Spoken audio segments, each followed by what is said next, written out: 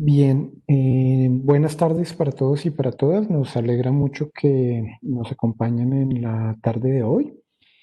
Tenemos hoy un espacio previsto para conversar con tres invitadas muy especiales a am, charla sobre el programa de historia de la Universidad de los Andes. Nos acompaña en la tarde de hoy la profesora Claudia Leal, profesora del Departamento de Historia y Geografía de la Universidad de los Andes.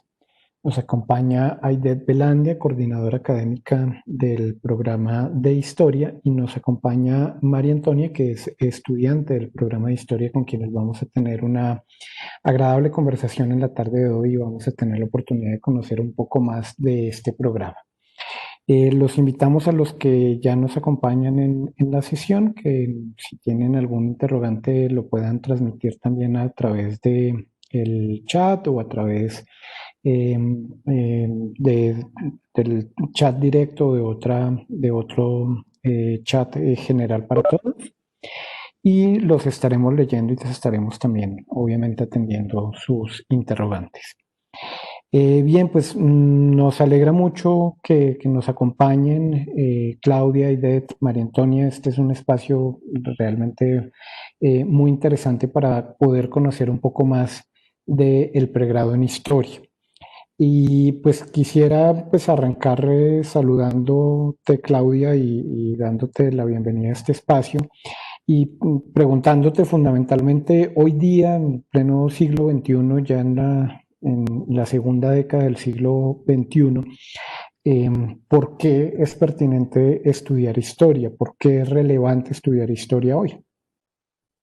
Hola Juan Pablo, muchas gracias por habernos invitado a este espacio y es una dicha poder compartir con todos la pasión que sentimos las que vamos a hablar hoy sobre la historia. Yo quisiera convencerlos, aunque sé que tú no eres historiador y de pronto va a ser un poquito más difícil convencerte a ti, pero que la historia es como una base fundamental para entender el mundo en que vivimos y en esa medida estudiar historia es absolutamente pertinente.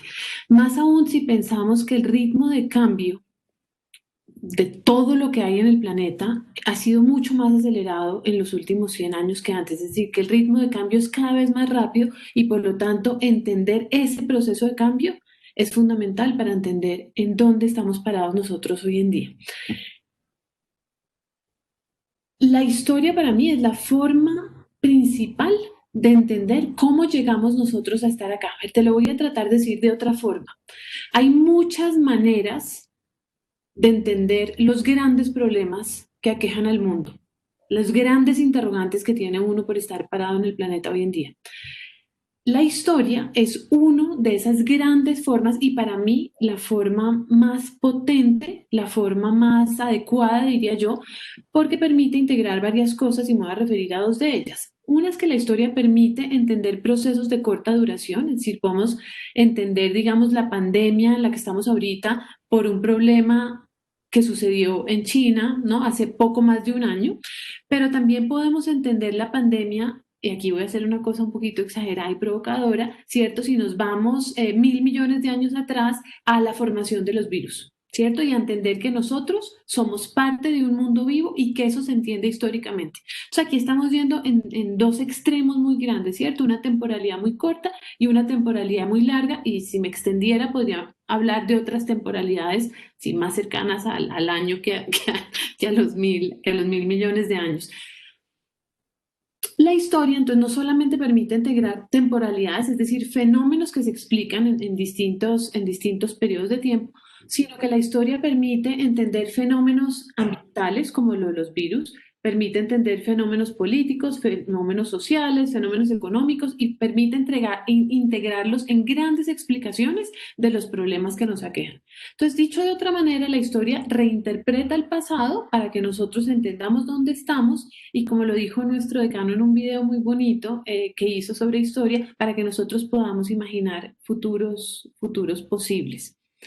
A mí me gustaría añadir una cosa más, Juan Pablo, sobre los encantos que tiene ser historiador. No solamente permite una base fundamental para pensar nuestro mundo, sino que tiene una forma de transmitir y organizar el conocimiento supremamente poderosa que es la narrativa. Los historiadores contamos historias, los historiadores contamos cuentos, si ustedes quieren. Y esa es una forma tradicional muy fuerte en las sociedades de todo tipo. Lo podemos hacer de manera escrita, lo podemos hacer en videos, lo podemos hacer a través de exposiciones, pero tenemos una forma muy bonita de comunicarnos con el resto del mundo, una forma muy bonita de contar cómo es que llegamos aquí y por lo tanto de abrir horizontes de pensamientos mayores.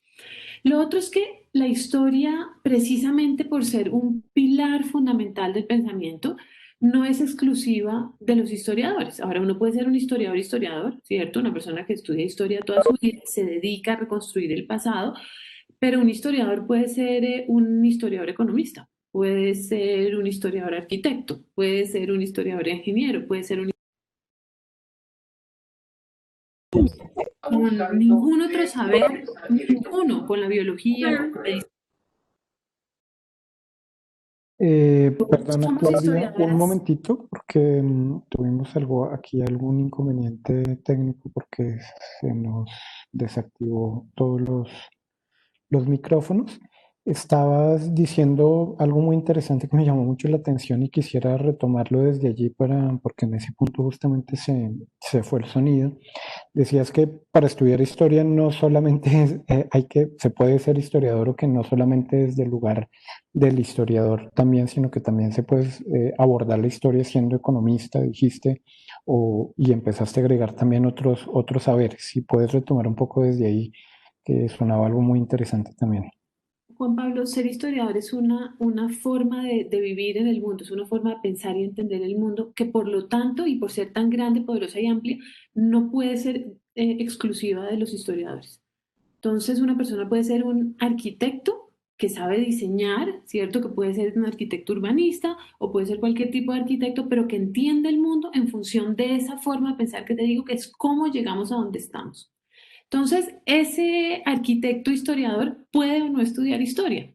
Si estudia historia, va a ser un mucho mejor arquitecto historiador que si es solamente un aficionado y que solamente deja que su mente piense así sin ayudar y entrenarla para entender las cosas mejor.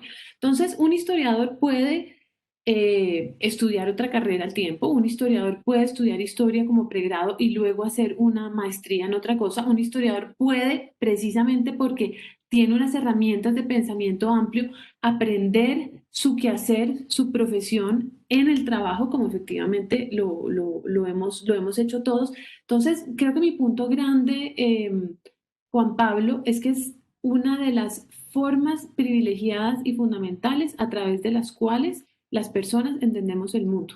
Y la gente que quiera entrar a la universidad con esa gran inquietud de entender dónde estamos parados, yo creo que no encuentra mejor profesión que la historia.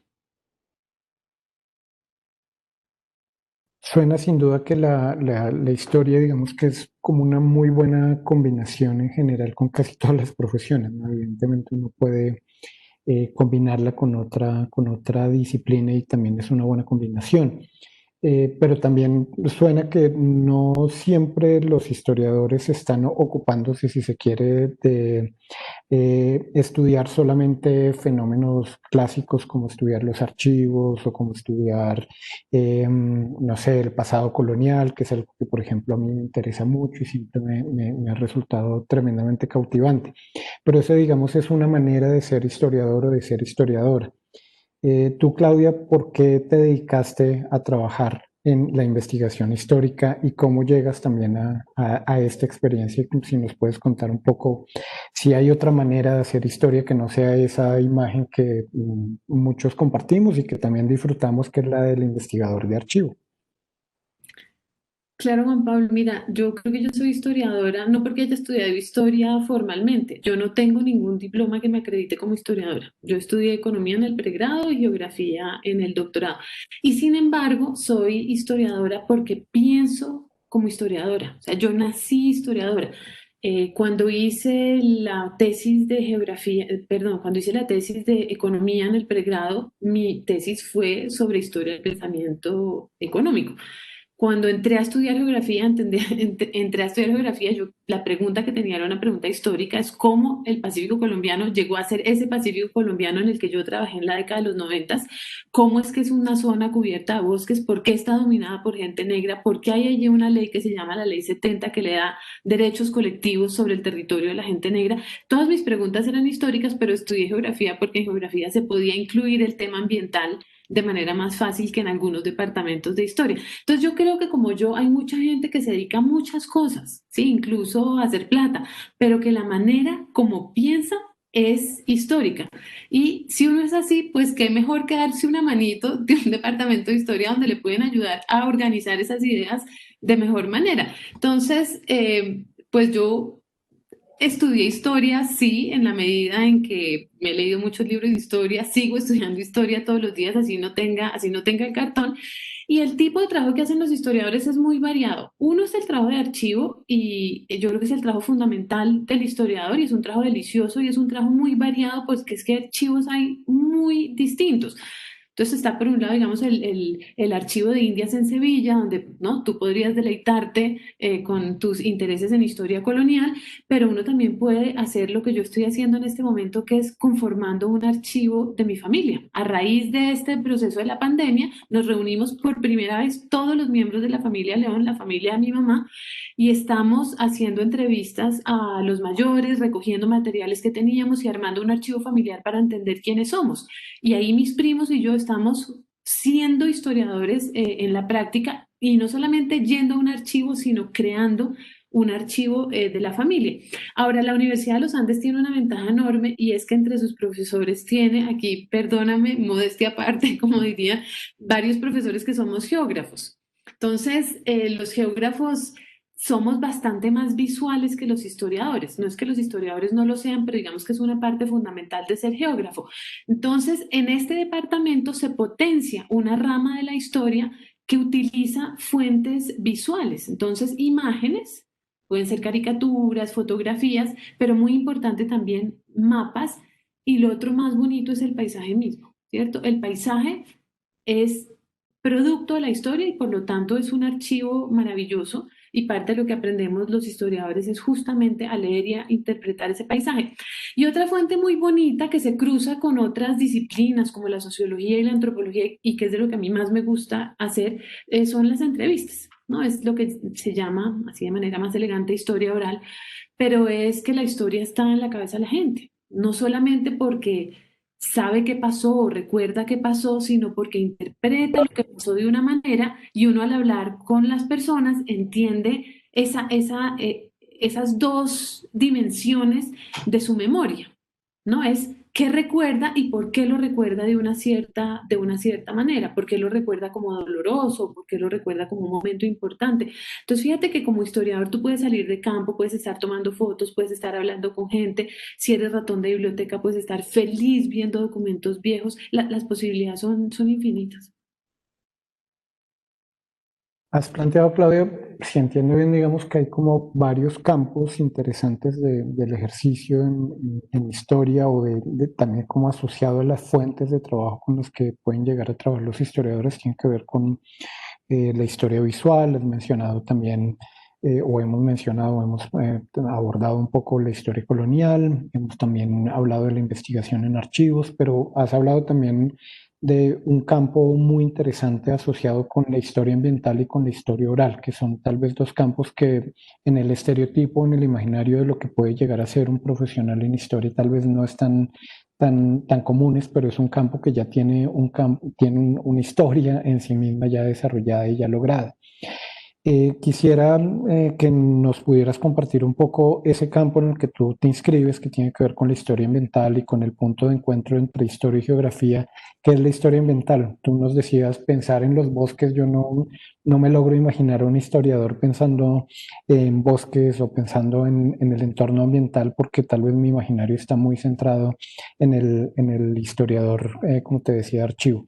Si nos puedes contar un poco qué es la historia ambiental y por qué esa es una línea tan interesante también en la Universidad de los Andes, entre otras cosas, justamente por el trabajo que tú has hecho.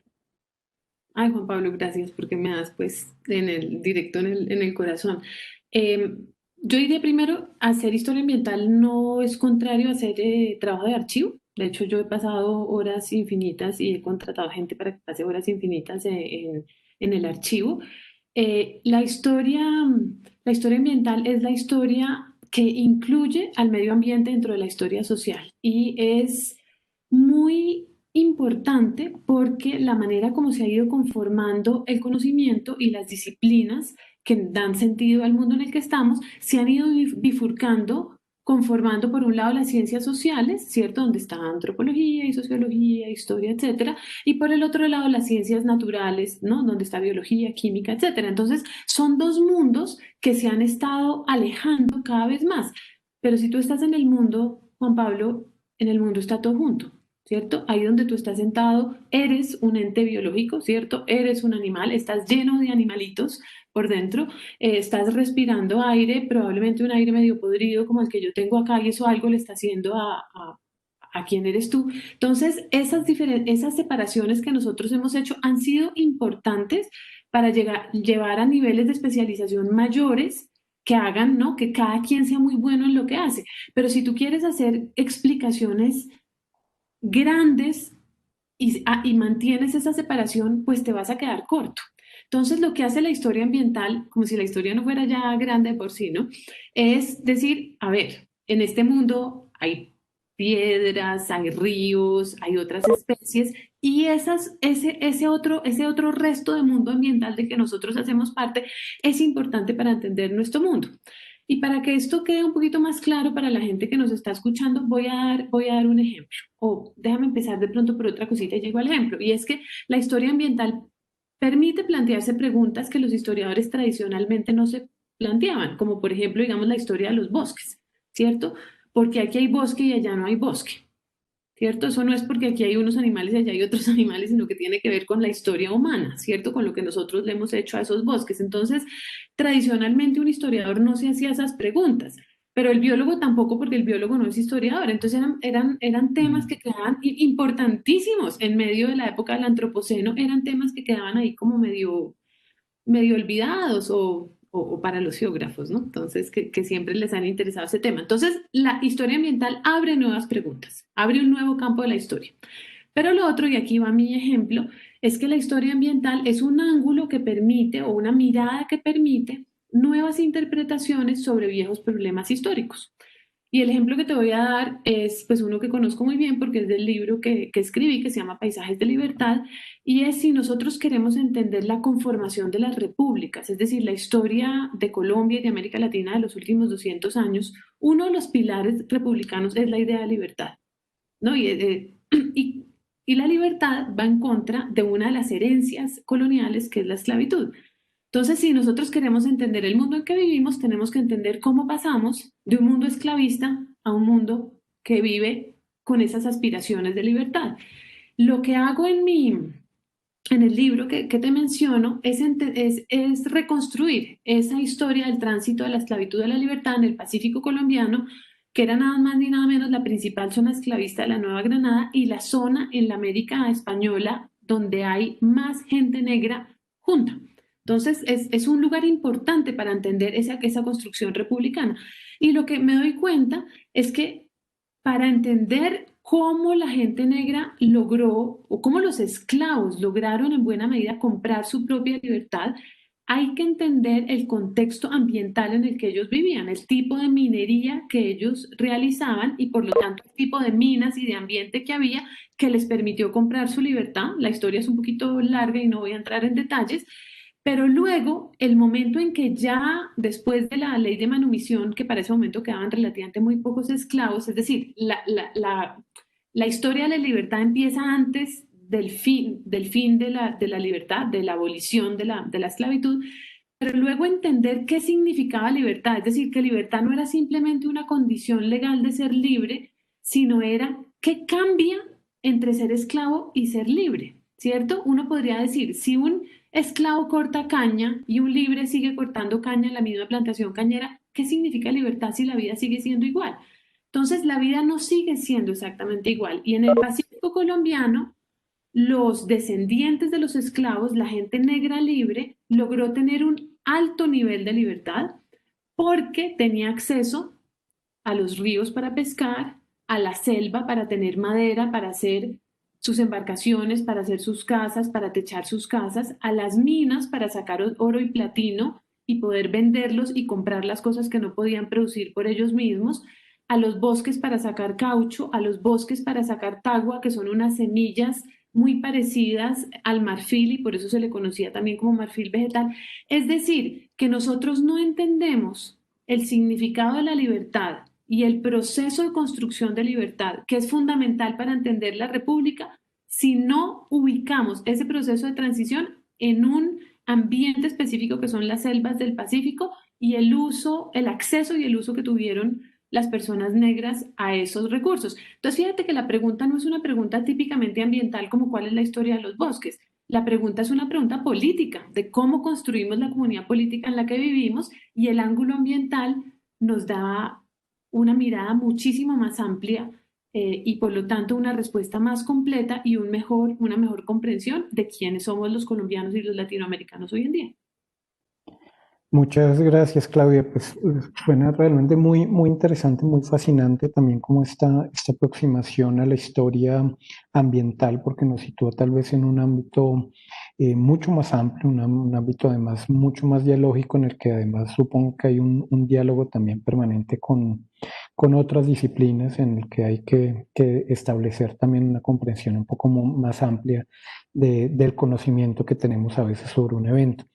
Quisiera preguntarle a María Antonia Venegas, estudiante de la carrera de Historia, que también nos acompaña en la tarde de hoy, justamente que nos contara un poco cómo es esa experiencia de estudiar Historia, y qué significa estudiar Historia en la Universidad de los Andes y qué ha significado para ti justamente la carrera. Bienvenida, María Antonia. Bueno, hola a todos, hola Juan Pablo, Claudia y Beth. ¿Ahí me oyen bien? ¿Y me ven bien? ¿Te escuchamos bien? Sí. Perfecto. Pues para mi historia ha sido toda una experiencia. O sea, como de esas, pues yo ya voy me falta una clase de historia, ya me voy a graduar, pues me la veo el otro semestre y acabo.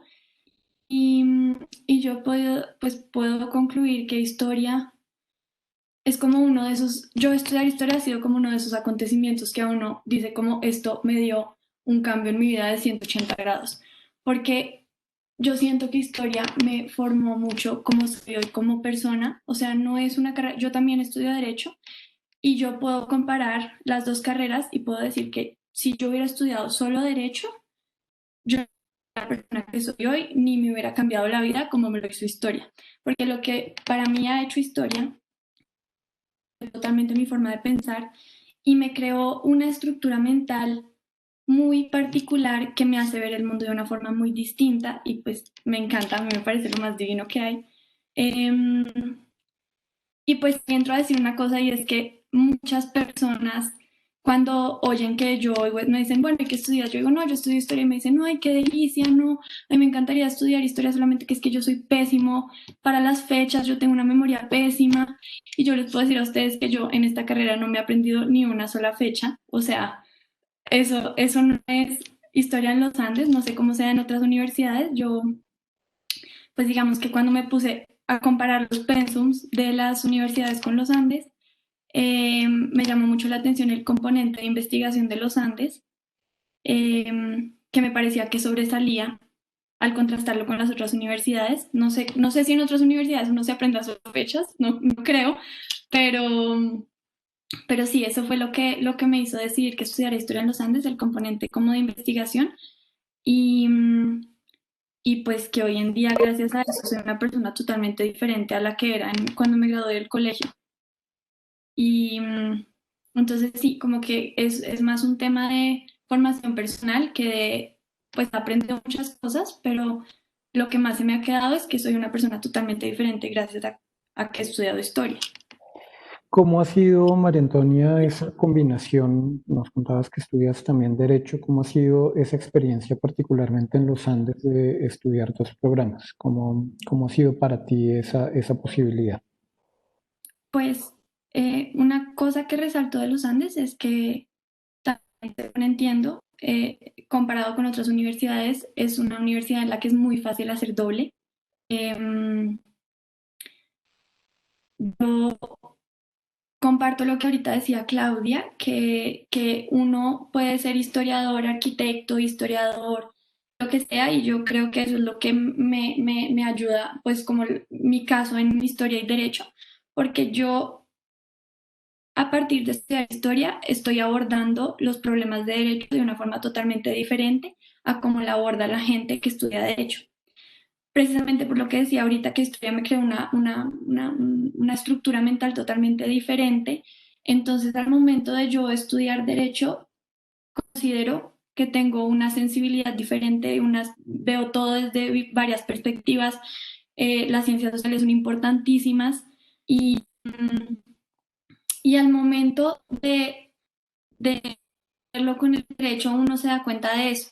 O sea, uno se pone a comparar a una persona que estudia derecho y una persona que estudia ciencias sociales y derecho, y uno ahí mismo se da cuenta, porque es una forma de pensar muy diferente. Entonces es una gran forma de, o sea, todo el mundo, para mí todo el mundo tiene que estudiar historia, porque así es como, o sea, así es una forma de ver el mundo totalmente diferente y es muy valioso. Entonces, digamos, yo la vez pasada le decía a Claudia Eidet que independientemente si yo ejerza como abogada o como historiadora, eh, voy a estar pensando como historiadora todo el tiempo. Y eso es lo que yo me parece lo más valioso de historia. Muchas gracias, María Antonia. Una última pregunta. ¿Tú cuál crees que son como las competencias, bueno, más que las competencias, como las habilidades que uno va a ganar o las competencias que va a ganar cuando estudia historia? ¿Es más en lectura, en escritura, en investigación? ¿Cuáles crees que son como esas habilidades como más significativas que tiene un estudiante de historia en los Andes? Pues, digamos, antes de hablar de eso, me gustaría decir una cosa y es que el perfil del aspirante, me puse a leerlo y dice como que una persona que tenga como un espíritu crítico o reflexión o que le guste la escritura y la lectura. Si los que están acá están pensando estudiar historia, no se guíen por eso, no se vayan a limitar por eso, porque yo cuando me gradué del colegio, yo casi pierdo español, yo no tenía ni idea de escribir, yo no sabía analizar, yo no sabía reflexionar, cero pensamiento crítico, o sea, no se guíen por eso, o sea, no vayan a decir como, uy, no, es que yo no sé analizar ni nada, historia no es para mí, no, porque eso es lo que van a aprender en historia. Entonces, hoy en día soy capaz de decir que soy súper analítica, muy analítica, eso me ayuda mucho en derecho. El pensamiento crítico también es impresionante, ahí es lo que les decía, que es muy fácil uno ver quién estudia ciencias sociales y quién estudia solo derecho, porque son esas personas que tienen como ese sentido diferente, ese pensamiento crítico, esas habilidades, también habilidades de escritura. Yo he desarrollado un jurgo las habilidades de escritura gracias a historia.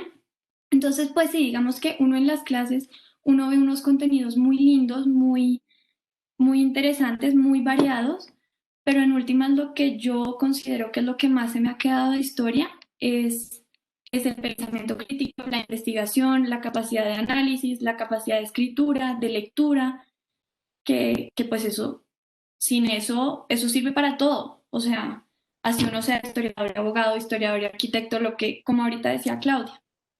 Entonces, creo que esas son como las habilidades del historiador, como más notorias. Muchas gracias, María Antonia. Aide, ¿tú nos podrías contar un poco cómo está organizado el programa de historia en la Universidad de los Andes? ¿Cuántos semestres tiene? Un poco como ya hemos explorado algunas de las líneas que evidentemente tienen líneas de énfasis o líneas de investigación posibles también que puede desarrollar un estudiante en la Universidad de los Andes. Pero si nos puedes contar un poco cómo es el departamento, cómo está conformado, cuántos semestres dura la carrera. Claro que sí. Buenas tardes a todos y a todas. Para hacerles una explicación de manera muy general de lo que es el plan de estudios de historia que buscamos de un estudiante, de los objetivos y demás del programa, voy a compartirles una presentación para que podamos ver el plan de estudios.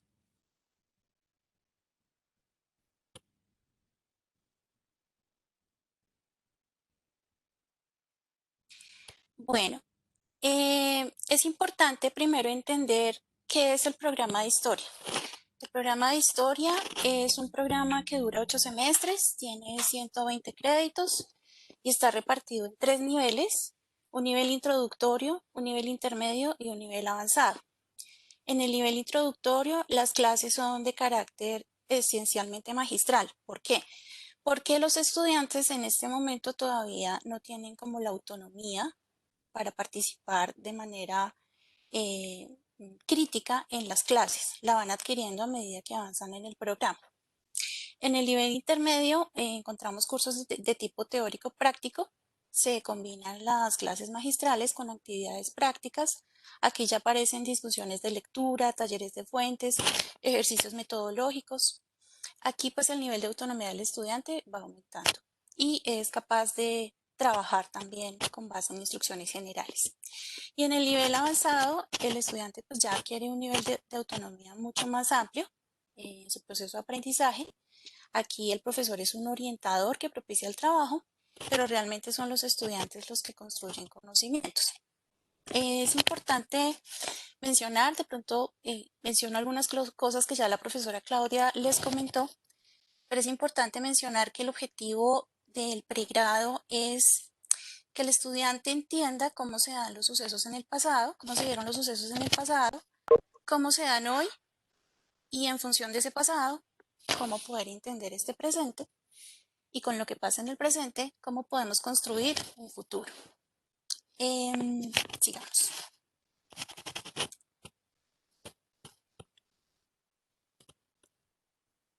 Las fotos que contiene esta presentación hacen parte de los murales de las paredes que tiene nuestro departamento y también es algo muy bonito que tenemos como departamento.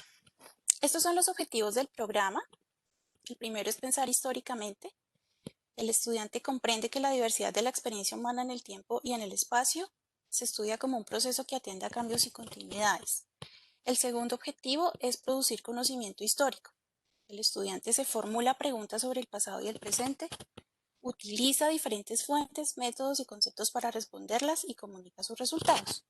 Y finalmente, el tercer objetivo es que el estudiante integra a su ejercicio profesional una actitud ética y contribuye al mejoramiento de su presente. Este programa es un programa flexible porque fomenta la autonomía, el aprendizaje, contribuye también a construir ciudadanos conscientes y responsables socialmente. Como lo dijo María Antonia, es un programa que propende por el diálogo con otras disciplinas, con otros saberes, no solo con las ciencias sociales, sino con el derecho, la economía, la administración, la medicina, entre otros.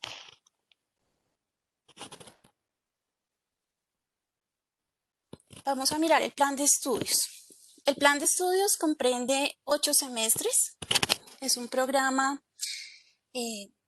flexible, es un programa que incorpora el tema de la geografía. El tema de la geografía es muy importante para nosotros porque permite incluir reflexiones de aspectos como la naturaleza, el medio ambiente, lo temporal y el espacio en el que habitamos. Por tanto, en el plan de estudios, los estudiantes no solamente van a ver cursos enfocados a la historia, sino también a la geografía. En el primer semestre y en el segundo hay unos cursos muy importantes que se llaman año básico. Son naturaleza y cultura, individuo y sociedad, cómo se conocen las ciencias sociales, contextos de América Latina y Colombia. Estos cursos realmente son muy importantes porque los comparten todos los estudiantes de ciencias sociales, de las disciplinas de ciencias sociales. Filosofía, antropología, psicología, ciencia política e historia. Esto ofrece una formación transversal de las ciencias sociales. Se espera que el estudiante, al cursar el año básico, reconozca que hay una diversidad de problemas, pues antes de enfocarse exclusivamente en su disciplina, en este caso historia. Encontramos posteriormente los cursos de introducción a la historia y de introducción a la geografía. Aquí en las introducciones es importante que el estudiante entienda que hay diversas maneras de interpretar los hechos y los procesos históricos. También El estudiante comprende la importancia de integrar aspectos políticos, económicos, sociales, culturales y geográficos en el estudio de los procesos sociales. Los cursos que están en letras blancas, que están en diferentes partes de la malla, hacen parte de algo que se llama Educación General de la Universidad de los Andes.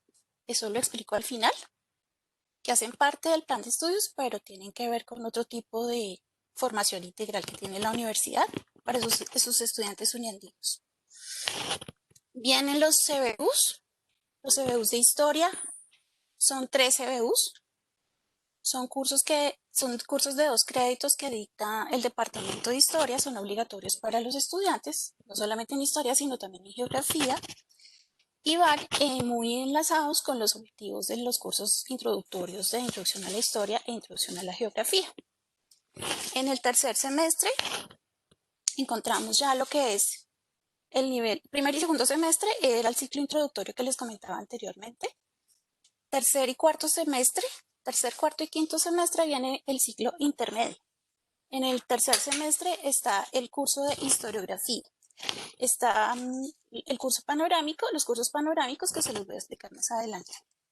El curso de historiografía comprende toda la comprensión de las corrientes historiográficas que han habido a través de la historia, reconoce la diversidad de la experiencia humana.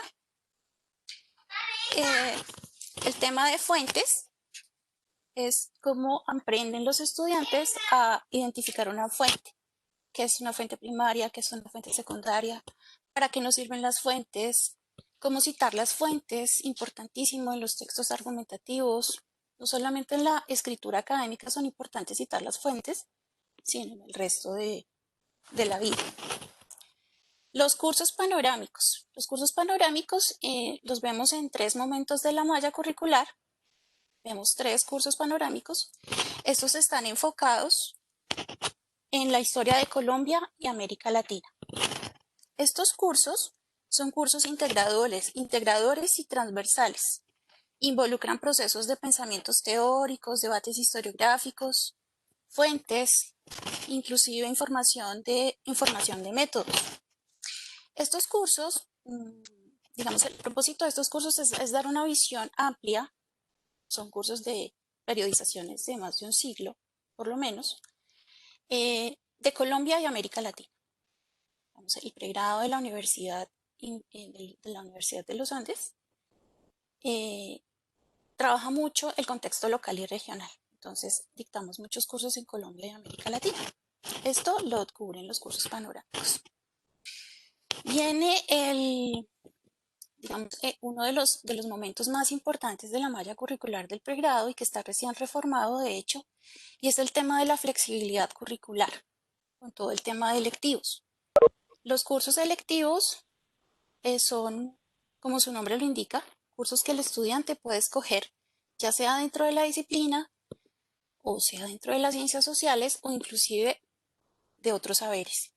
Aquí, los estudiantes que hacen doble programa se ven beneficiados porque en sus cursos selectivos hay varios créditos que pueden homologarse y que no tienen necesariamente que ver con la disciplina de historia.